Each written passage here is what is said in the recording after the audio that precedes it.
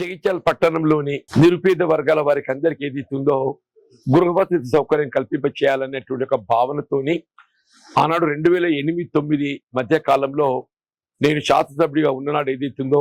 నూకపల్లి ప్రాంతంలో స్థలాన్ని సేకరింపచేసి ఇండ్ల నిర్మాణ కార్యక్రమాన్ని తలపెట్టినప్పటికీ అది జాప్యం కావటము,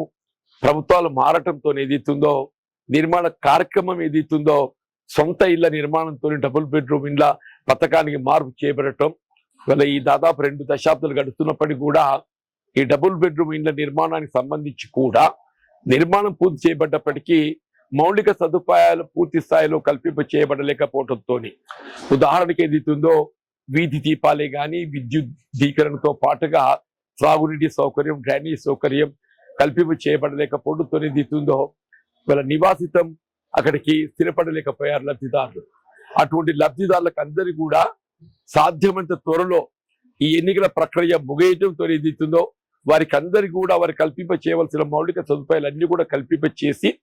వారికి ఏదైతే స్థిర నివాసం అక్కడికి తరలింప చేయబడే విధంగా దాంతోపాటుగా వారి విద్య, వైద్యం కావాల్సిన సౌకర్యాలు, రవాణా సౌకర్యంతో పాటుగా అన్ని సౌకర్యాలు కల్పింప చేయటం నా వంతు బాధ్యత భావించడం జరుగుతుంది. వాళ్ళ అదృష్టం కొద్ది ఏదైతుందో